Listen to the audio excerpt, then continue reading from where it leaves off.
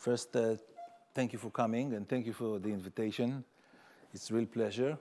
And without further ado, I would like to tell you a little bit about the work that I've done in the last 2-3 years on self-organized dynamics. Actually, I gave a series of lectures in the Paris 6 3 years ago, and since then there were several rather dramatic developments which I would like to describe in this talk.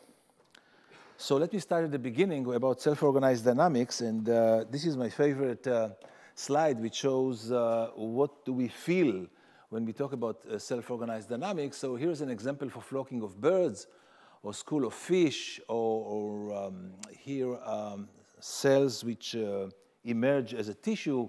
These are examples from living matter or thinking matter. You can think about crowding of people, or dynamics over the internet, or traffic jams, and here are non-living agents, and you can sense some sort of emergence of a phenomena on a larger scales which appear in all these 3 different things.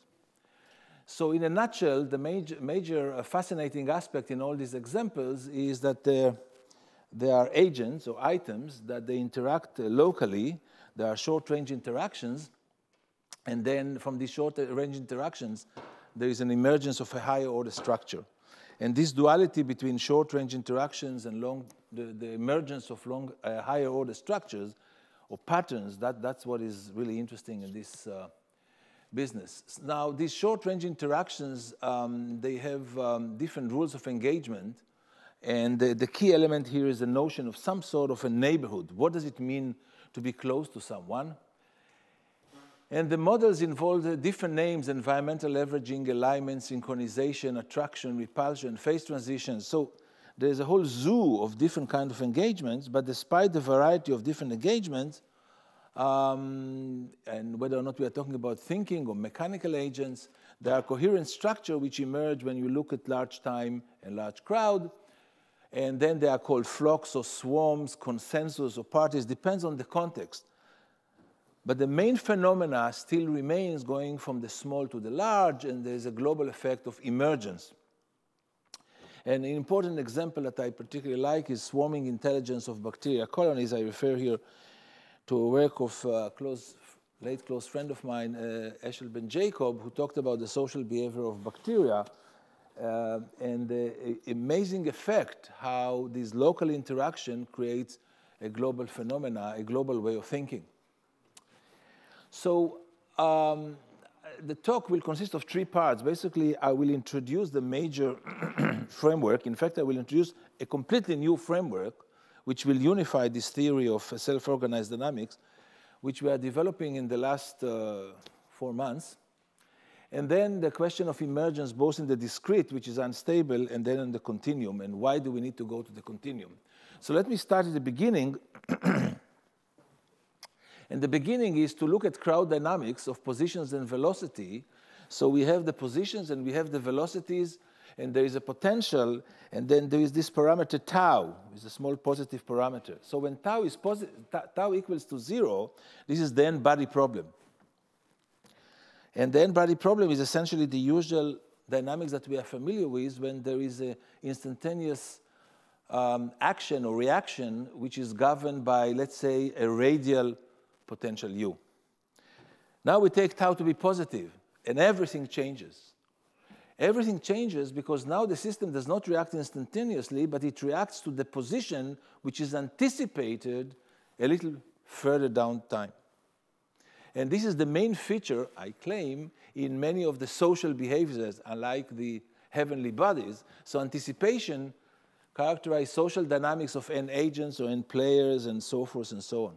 And basically, this is the starting point of my discussion. So it's the dynamics of anticipation. So let's see what happens when we have this anticipation. This is the small parameter tau. So we can expand it for small tau, or we can linearize in one way or the other. And then we immediately find out that for positive tau, there are 2 terms. First of all, there is the repulsion attraction terms, which still stuck with the potential U. And then there is a new term, which is the first sum, where we sum some weighted coefficients of this local difference between the velocities of a neighbor's and my velocity if I'm agent I. Now, the phi in this case, so the phi here should essentially be the Hessian of a radial potential U. And this Hessian, by the way, is given by this complicated formula. It's interesting that I never came across this before, but this Hessian in the radial case is a rank 1 perturbation of a scalar matrix, which is rather complicated, and it has two components, one in the radial direction, one in the tangential direction. It is important, it's not the point here, that to say that basically this phi ij, we will take just the scalar component, namely the radial direction, and this will be the communication protocol. So I would like to focus now on this first term, which is an alignment term, and to concentrate on the communication protocol. And the communication has to do with neighborhoods wherever these coefficients are non-negative.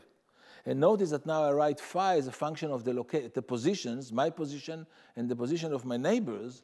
And in fact, I divorce now from the fact that it's a Hessian, because in practicality, the structure of phi, in all the examples I mentioned before, is not known. It's just not known. This is just a way to deduce this framework.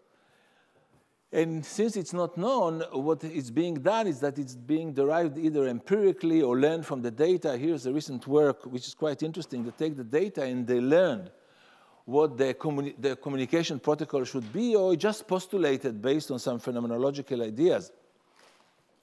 And what I would like to study is how different communication protocols lead to the global behavior. Since we do not know, there is no Newtonian law, there is no Coulomb potential in this case. Later on, so we start here with the scalar communication. Later on, I will come back to the original anticipation dynamics, because this is actually rather recent, but it explains an enormous amount of literature in the last decade or so. Okay, so what we have now are two terms. Here's the alignment term, and this is attraction repulsion. So this is a canonical example for a radial potential. So here's the repulsion, here's the attraction, and the alignment participate all over the place. And another way to derive this alignment, and I will use it again and again, is to think of it in terms of environmental averaging. So environmental averaging means, from a different perspective, that we introduce a small time step, delta t, and we change our velocity by taking a weighted average. In this case, again, they are scalar weighted average of the velocities nearby. Now, if we move from here to from the fully discrete to the semi-discrete, we derive the alignment dynamics that we had before, when there is a relation between tau, the anticipation time, the time step delta t, and I will assume that this ratio in some sense is of the order of fixed order lambda, which I will take for the rest of this talk. So basically, we receive here we arrive at the alignment dynamics, and we put aside, until the end of the talk, the repulsion and attraction. And I would like to focus on the alignment dynamics. And the key role in this alignment dynamics is, of course, as I told you before, what are these phi ij's? Because they are not known. So the assumption number one will be that this is a function of the relative distance. That is to say that the notion of a neighborhood is geometric. Almost all the work talk about geometric neighborhoods, but I will dispute that this is the right way, because this is not physical. This is different kind of dynamics. Nevertheless, let us start just with this notion of geometric neighborhood. And the geometric has to do with balls, and the balls have a size which is dictated by the support of phi. So basically, the repulsion, alignment, and attractions, this kind of paradigm was introduced in the 80s by Aoki, and particularly by Reynolds, Craig Reynolds. And this is a typical picture. When you see the agent here, the immediate neighborhood is repulsive. Then we have a ring of alignment, which I'm interested in. And finally, we have some sort of cohesion. And this kind of basic paradigm introduced in 1987, and Reynolds received for that an Oscar on the technical achievement, because this was the first realistic simulations for what he called boids, or flocking of birds.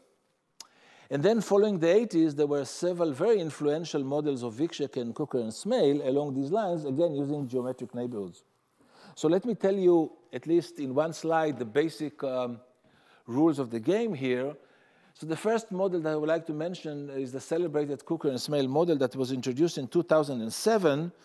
And it's the usual alignment model that we are talking about. It was just postulated as the change of the velocities given by a weighted average of the local differences. And the weighted averages has to do with an influence function or communication protocol which depends on the relative distances.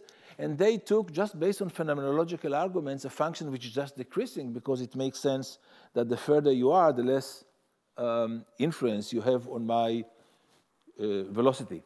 So this is the celebrated Cooker-Smale model. It's a long-range model because notice that this phi has an infinite support.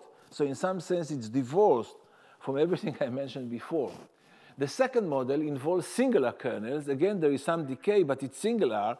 And what it signals is that we pay a lot of attention to those which are closer to us, much more than the Cooker-Smale model. And there's a series of people that worked and introduced this kind of model.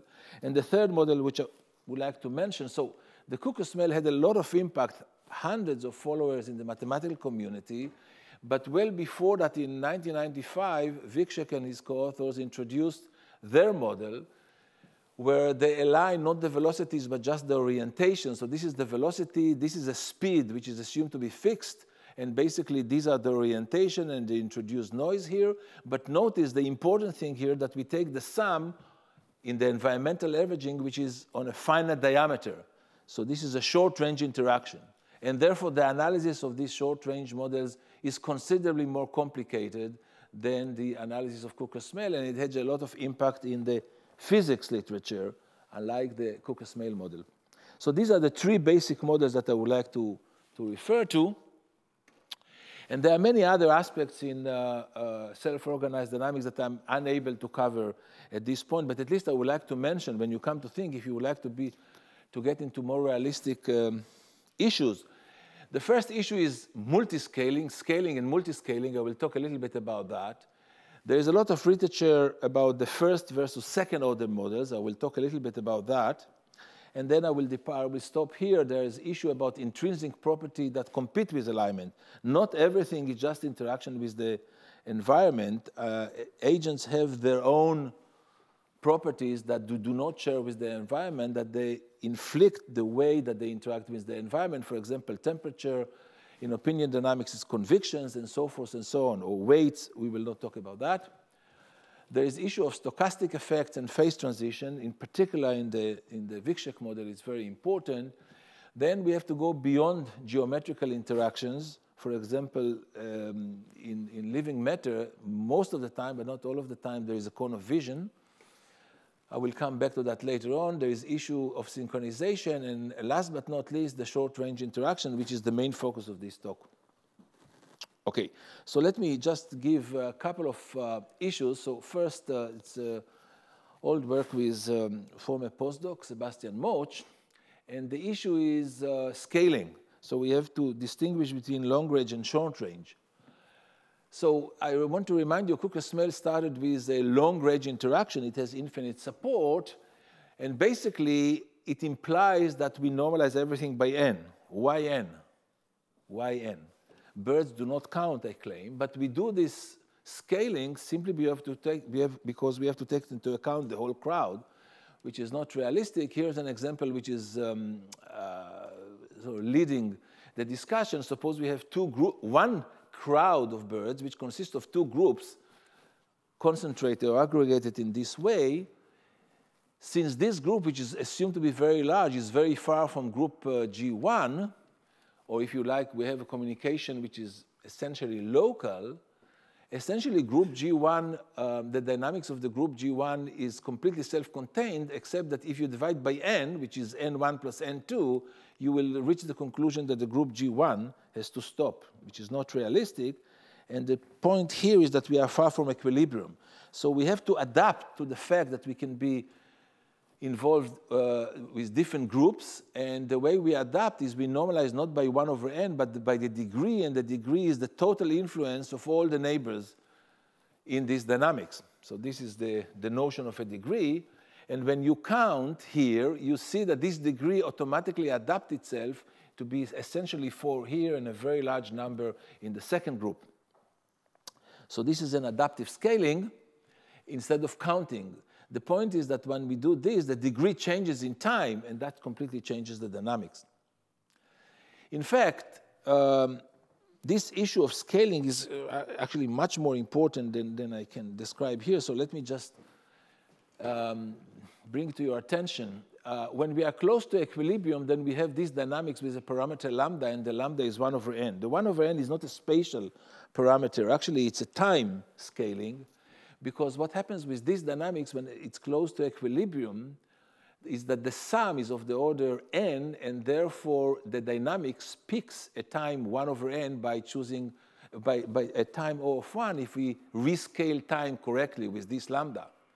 This means that if we have now 2 groups, group 1 and group 2, and group 2 is much larger than group 1, then the dynamics of each group will peak in different times, so we have different clocks.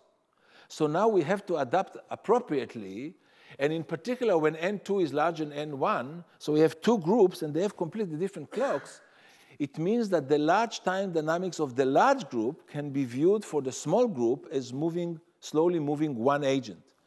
So you see that you built a multi-scale description, which we call island dynamics, which involves the center of mass of the different islands, and in particular involves the different masses of the different islands. So even if all the birds are exactly identical, eventually you will get multi-birds with different masses, which are encoded basically in this dynamic. So clearly this opens the discussion in different directions. Another aspect are first-order system. So let me tell you just 2 very important aspects in the literature. One is in opinion dynamics. In opinion dynamics, the state space is not velocities, but the opinions, which we denote here by x. And the interaction is also determined by the distance of opinions in a manner which is yet to be decided. Of course, it has to do with this communication protocol.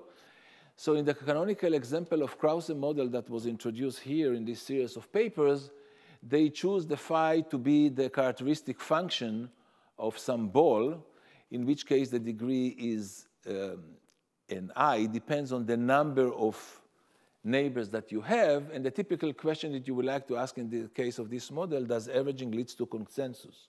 So this simple question in extremely simple model is extremely complicated because the degree changes in time. Here's another example of a sensor-based agents, which appears a lot in the engineering literature. Now, the state space is really positions. And what you have here, let's say, there are robots, and then they can sense just the direction. So if they sense just the direction but not the distance, basically what you have is a communication kernel which behaves like 1 over the distance. It's singular. So you just sense the direction, or if you have limited visibility, and the story goes on and on. So these are just a couple of examples for the different aspects of self-organized dynamics. Let me summarize it from different aspects in the scientific literature. It appears in biology, and the notions of flocks and swarms and colonies, and the question is how they are being formed. And the important aspect there is actually the experimental aspects, and whether or not the system that we look and the patterns that we observe are system specific. So this is one side of the scientific literature. Another side of scientific literature in physics, where they talk about order and complex systems, and they examine the stability at least near thermal equilibrium in terms of statistical mechanics. So even though all the systems are different, they try to see whether the ensembles act similarly despite the fact that they have different setups. Another corner of the scientific literature talking with these problems is in computer science. And here they emphasize the discrete geometry, and in particular the fact that agents forms networks. I will talk about a little bit about that. So in some sense, the important aspect here is the connectivity between the different agents which are viewed to create the graphs. So I will elaborate about that. Then in engineering, I already mentioned, for example, we asked the question whether we can control the collective dynamics and how do we optimize traffic and so forth and so on. And then there is a huge literature in the mathematical community, and I would like to emphasize here the analytical study going from the micro to the macro, and that's what I'm doing here. Okay, so this brings me finally with this kind of a background, sorry, to the first question of emergent behavior at a discrete level. And as we shall see, it doesn't work. So let's see, what is the question? The question is, does averaging lead to flocking, let's say? So we have a collection of agents, they have these velocities. We would like to know, as t tends to infinity, under which condition they all assume the same velocity. So this is what the model we are looking at. We have a communication protocol, a general communication protocol, and we would like to study how this communication protocol affects the large time behavior. One way to study this problem, which is highly non-trivial despite the deceiving simplicity, is to see it as a graph. So we take each agent, and each agent will create a graph. These are the vertices. What really is important are the connections between the agents. So here's the way we see the connections. We define the discrete gradient by taking the difference. Let's assume that I'm agent I take the difference between my velocity and the velocity of my neighbor weighted by the square root of the communication protocol. Okay, so the communication protocol is given to us. I take the square root, I define the gradient this way. Once I define the gradient, everything is derived from there, because the dual of that will be the divergence, which is given by this sum. Now we go from edges back to vertices, and once we have the divergence and the gradient, we end up with the discrete Laplacian, which is precisely what we have on the right-hand side here. So in fact, the dynamics of alignment for arbitrary communication protocol is given by the heat equation on the graph. And the heat equation involves the Laplacian, and the Laplacian is essentially the matrix of communication, and then along the diagonal we put this sum, which is really the notion of degree in discrete dynamics. So that's the way I call it, the degree. And notice that this Laplacian, as is customary in computer science, they take the Laplacian to be positive, which is so I will stick to that, which is the reason that we have a minus here, which is counterintuitive to what we do. So here's our problem. The problem is solve the heat equation with the Laplacian. But pay attention that the Laplacian depends on phi. And remember that the phi depends on x. And x is part of the solution depending on v. So in fact, it's a nonlinear parabolic equation. And essentially, the only thing we can do with nonlinear parabolic equation is a sort of hidden nonlinearity in this fashion is to just consider its energy balance. So here's the energy balance, and the energy balance is given by the Laplacian hitting against the solution itself. So we have to say something about this bilinear form. And what we would like to say is that we will assume that we have the Poincaré inequality with some constant mu. Now, whether or not we have a positive constant mu such that Poincaré inequality holds here is, of course, a property of the graph, which is changing in time. But if we do have such a constant mu, then obviously we conclude that the L2 fluctuations decay in a manner which is dictated by this mu, and from there on we will conclude that the fluctuation tend to zero, and therefore we will find the emergence of limiting velocity. It turns out that the behavior of such mu, it exists, and it is precisely what is called the Fiedler number. It's the second largest eigenvalue of the discrete Laplacian. So if the second discrete eigenvalue of the discrete Laplacian is positive, it's a big if, then and only then we will have an emergent behavior. And this second eigenvalue, the Fiedler number, what it actually signifies is the propagation of connectivity of the graph. So it's really important if we start with a connected graph that it will stay connected or it can break down.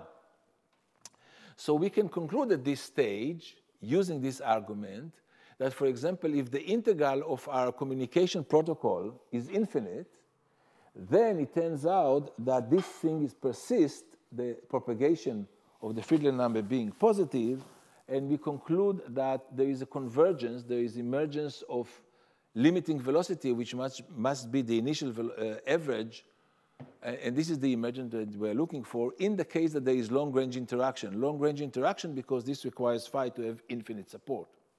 On the other hand, in the case of short-range interaction, this condition fails, and it's not clear whether the Friedland number remains positive, and there are instabilities in the discrete case.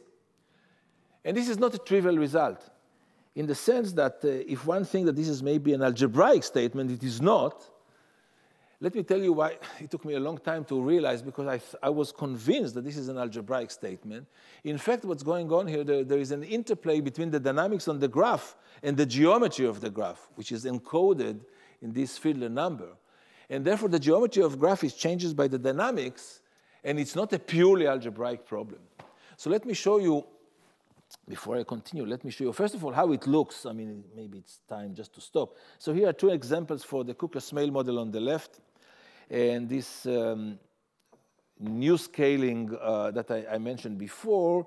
And you see that if you start with arbitrary collection of directions, so here quite rapidly they go in the same direction, and they have finite diameter, so you can see a flock moving there. If you wait long enough, you will see a flock, and it will move in the same direction. It's just a question of scaling. Okay. So where is the problem in the discrete case? Don't think that it's always getting this kind of boring result. Here's an example for the first-order system in opinion dynamics. Now we take a short-range interaction, which is the characteristic function of the interval 0, 1. This is time. This is distribution of opinions from 0 to 10. Couldn't be simpler. And you can see that this distribution of opinion is connected because everyone has a neighbor with a distance less than 1. So everyone influences at least one person. So even though this guy does not talk directly to this lady, through intermediaries, they are connected. So the graph is connected, but as time propagates, you get 4 different parties, and they will not talk to each other because the difference is greater than 1. So something is breaking down on the geometry, whereas if you take slightly different communication protocol, in fact, if you take the communication protocol, which you ignore those which are closest to you, then you see that you start with the same distribution and you end up with one party, with consensus, which is quite interesting. It's counterintuitive. So we call this behavior homophilous because the inference function is decreasing as expected. Namely, we want to align with those that think like us. And this means that we put a lot of emphasis on A. These are the agents which are closest to us, more than B.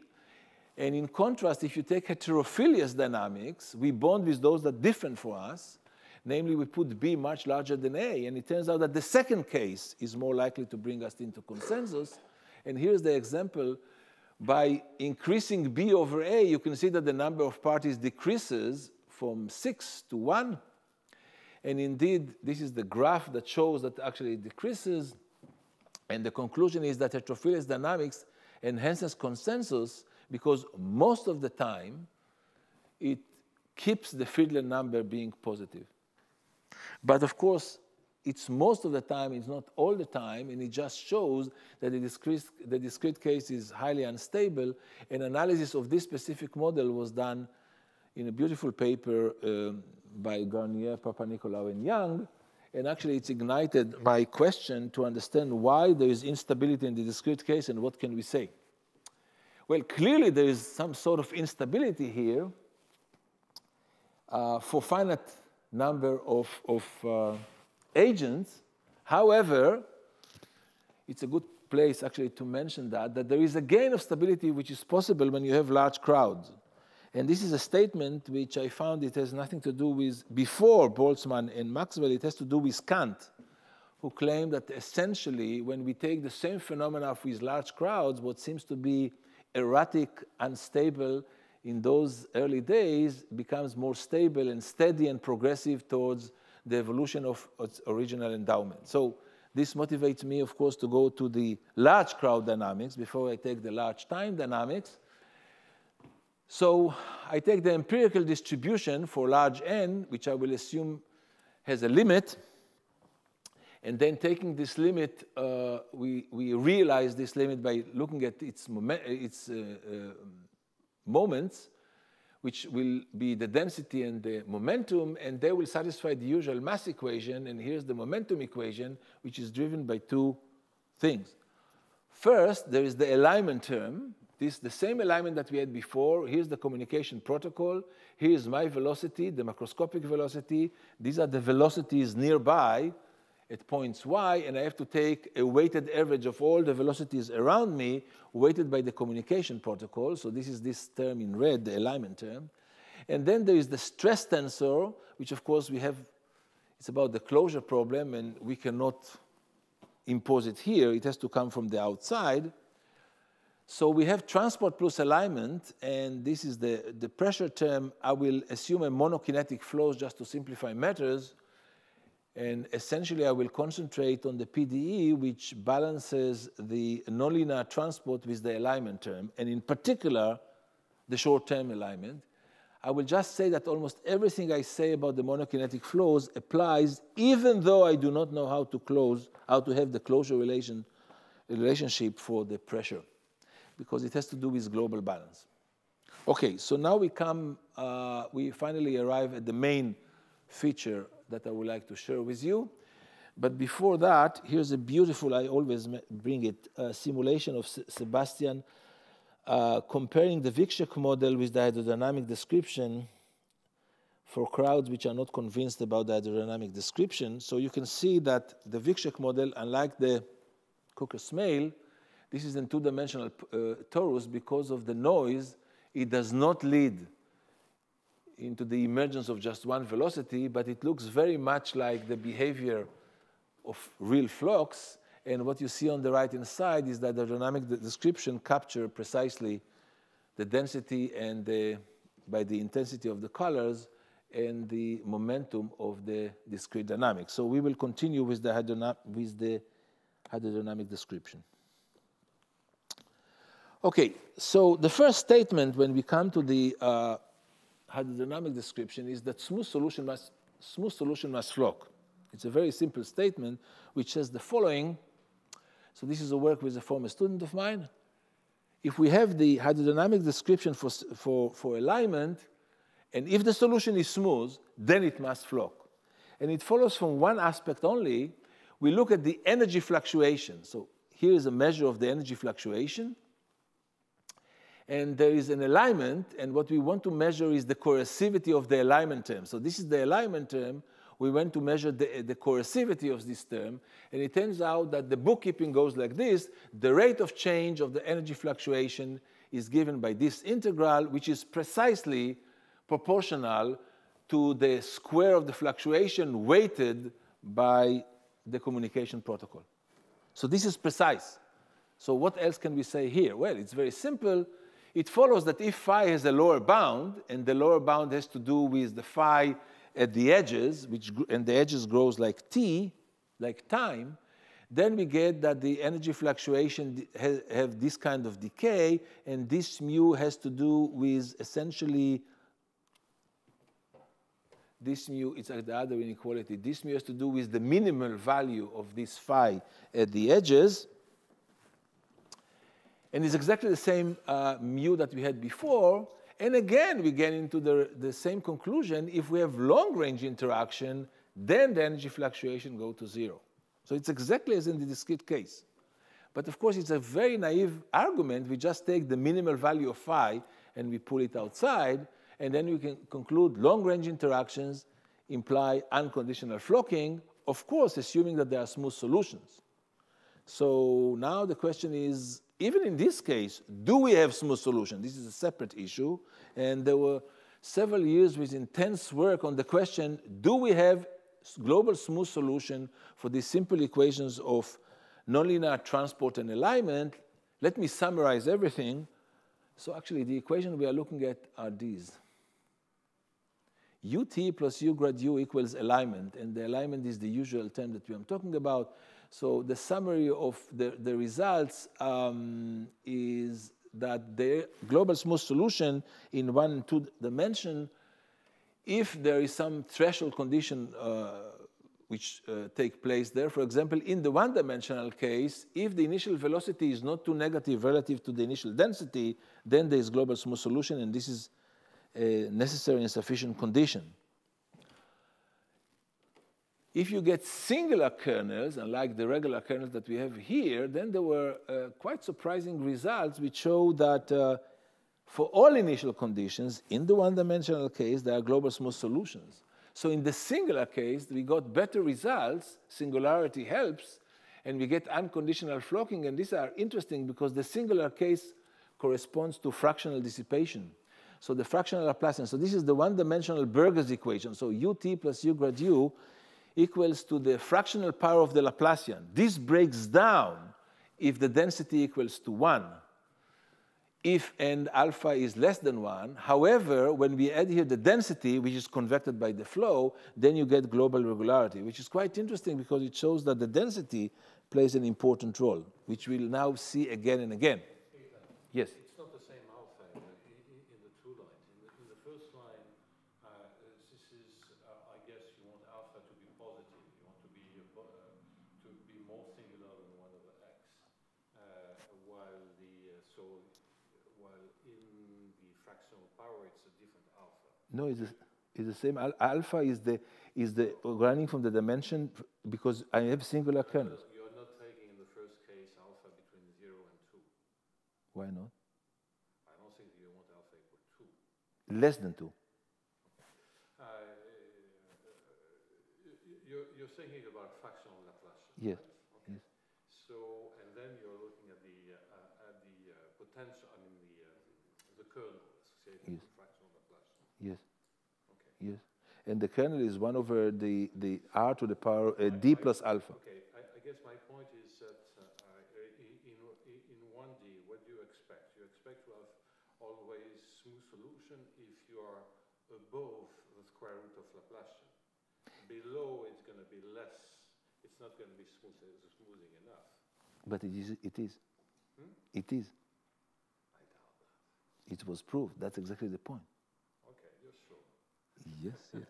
So that's what's surprising here. So because I'm aware of other results at the level of with fractional Laplacian. Of course. At the level of Newton-Jacobi equations, and it has been proved that you need at least a half Laplacian. Correct.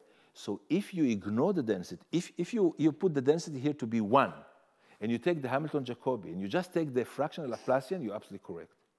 But once you put this commutator, which involves the density, it changes everything, because it's a non-linear fractional Laplacian. Can you go back to the slide before, because I'm getting confused in the models. The model is this. The model is... After that.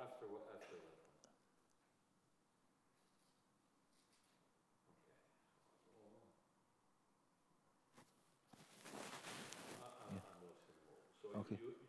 And so what is the connection between rho and u? The mass equation. Rho is just convected by the flow. So basically what it means is that once you want to break down, the density starts to shoot up.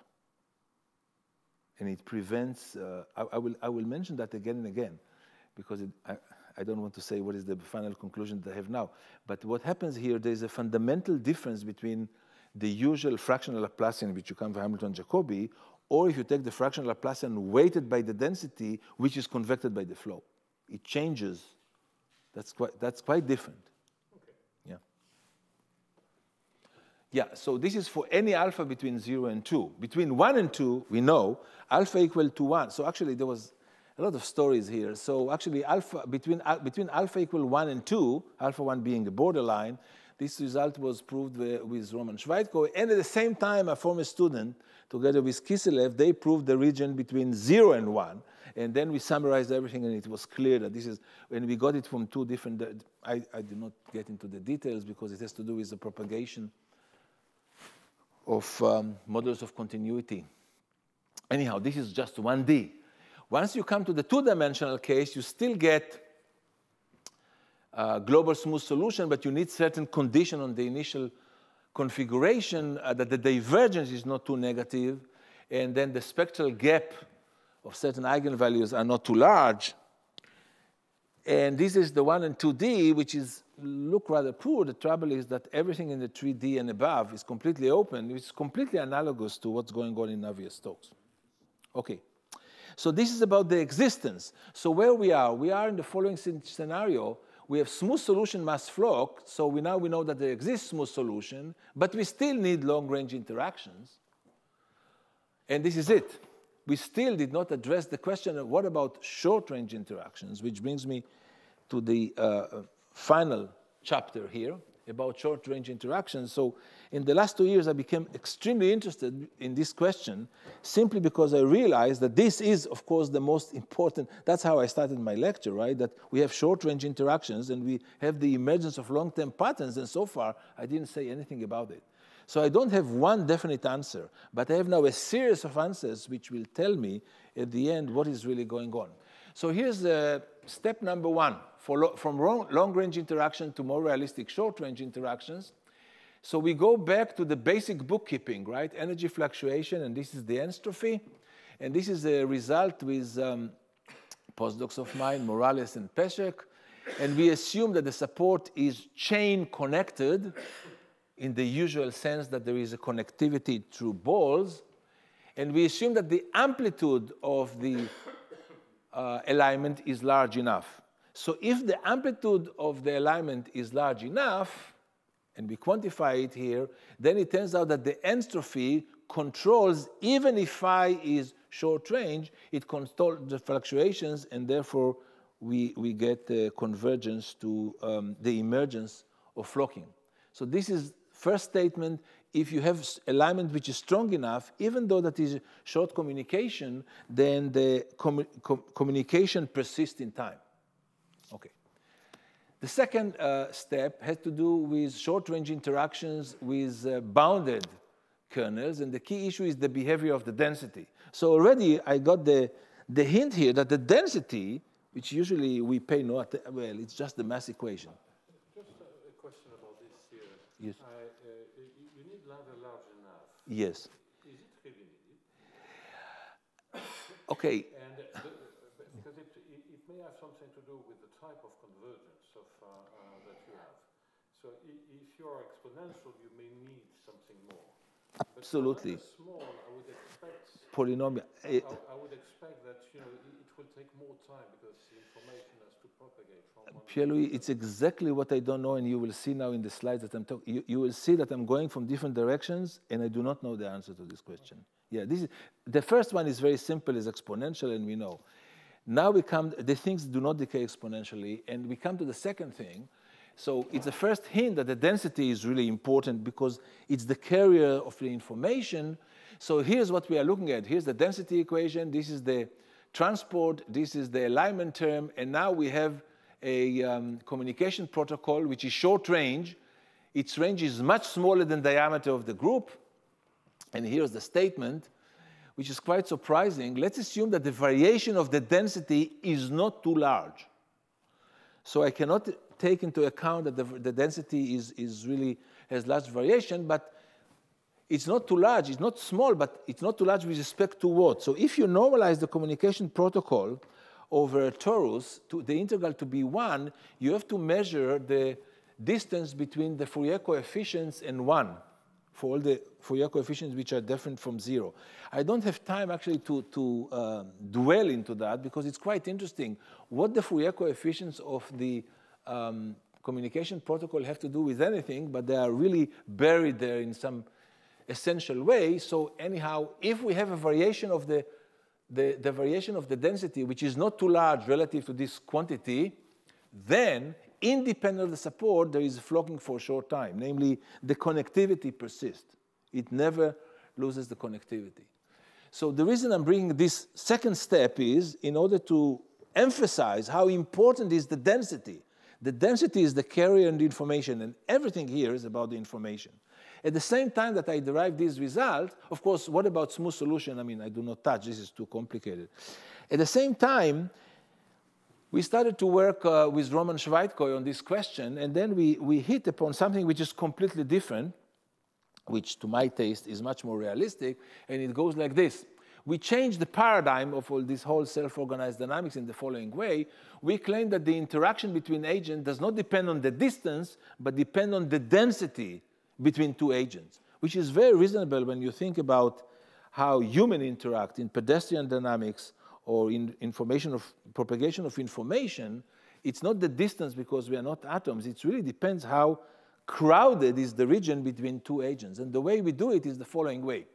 If there is an agent at the point X and another at point Y, we create this kind of American football domain, which I call omega, and we want to estimate how crowded the crowd is. So we take a distance, which has to do with the total mass in this football, normalized appropriately, and we call it a topological distance for a reason that we will see in a second. So this will be the topological distance. And now we have a communication which depends on this topological distance, 1 over this distance to the power n, the dimension. So what does it mean? It means that if the distance, the topological distance between me and Bjorn is small, then we communicate in a meaningful way. But if it's very crowded, then of course the level of communication goes down. Okay. So now we talk about short-range kernels. So it's limited in geometric distance, but it's multiplied by the topological distance. We want to measure how crowded is the area between two agents. And why is this topological? Because once we take the 1 over the topological distance, essentially what we measure is not just how crowded the region is, we just measure the first range of interactions, the closest, the nearest neighbors. That's what it means in the discrete case. So essentially what it means, and this goes back to a series of very influential experiments called the Starfleck project, which shows that birds do not interact through, through geometrical distances, but through topological distances. Namely, they interact with the closest birds to them. And that's exactly the meaning of this topological distance here, in this singularity. If you think about it for a second, it means that essentially we interact with those that are closest to us in the sense that there is the least interference. So this is the notion of topological distance. And why we introduced this paradigm, for a completely different reason, well, now we look at the phi, which is depending on the x and the y, it depends on the geometrical distance and the topological distance. Of course, this requires a lot of work to explain and to make point-wise sense of this singular integral, which involves a non-symmetric kernel. And the theorem says the following. It's a multidimensional theorem. If you take this kernel, and if you assume that the density has a lower bound, as written there in red, then a smooth non-vacuous solution must flock. So this is a general statement. And the reason is that once the density goes down and we almost break down, then of course the level of communication increases and compensates. Okay, so this is a general result about short-range interaction and the persistence of communication, and the key estimate involves the propagation of these Campanato variations throughout the flow. So this is basically this kind of estimate. But notice what we have to assume here in red. We assume that because we cannot prove it, namely that the density does not go below certain level, which is 1 over t. And if this is the case, then we have this sliding average, and every point is connected to every other point, and it persists in time. Okay, so what can we say about this assumption? So the work actually started in the one-dimensional case, and in the one-dimensional case, with the topological distance, we found out that there is a remarkable invariant, which we call E, which has to do with the derivative d plus some convolution of the density, and this quantity actually being transported. So it's true in the one-dimensional case, and that's basically gave a lot of input for a crowd of papers. And the theorem, the second theorem, says the following. In the one-dimensional case, there is global smooth solution exists. If you get this kind of geometrical cutoff times the topological distance for a range of parameters, and then unconditional reflocking of the one-dimensional short-range model follows.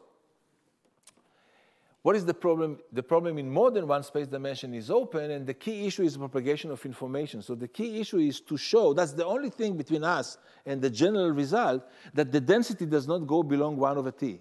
Now, why 1 over t? Why do you care about 1 over t? Why not something else? So I can tell you that 1 over t is the, of course, I can tell you because I have just a an insight. It's not something I can prove, but what I can prove is that if the density is above 1 over square root t, then there's always flocking, just to show you how delicate this issue is. So there is something very fundamental at the level of information which is propagated by the density, which I do not claim yet to understand. So this is the third part of our attack on short-range interaction. Let me bring you the fourth part. This is a work with a truly brilliant postdoc of mine, Ruben Xu. I mean, this guy is quite amazing, as you will see in the next concluding slides. I just told you that the discrete case is unstable, so I already gave up on the discrete case, but essentially, he was able to show the following. Let's take the discrete case, and here's the topological distance, essentially. And let's assume that we cut off the topological distance in this manner. Basically, what it means that we communicate as long as the density of the intermediate crowd is less than 1. But if it's so crowded that everything is completely packed, then we stopped.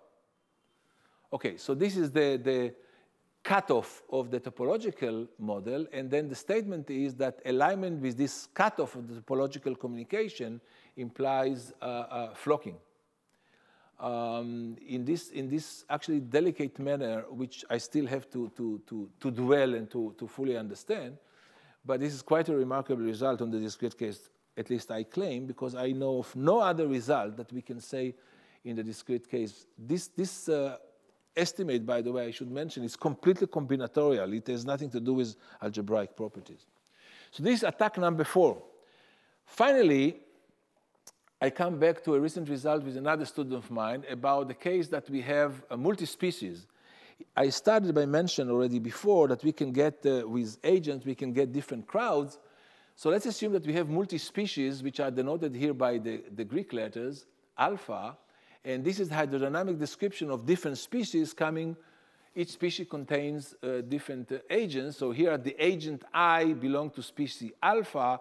And what distinguishes different species is the way they interact with the environment. So different species interact differently with the environment. So why do I call it gains? The reason is that the result itself, it says the following. First of all, we assume that the density is not vacuous. You know why.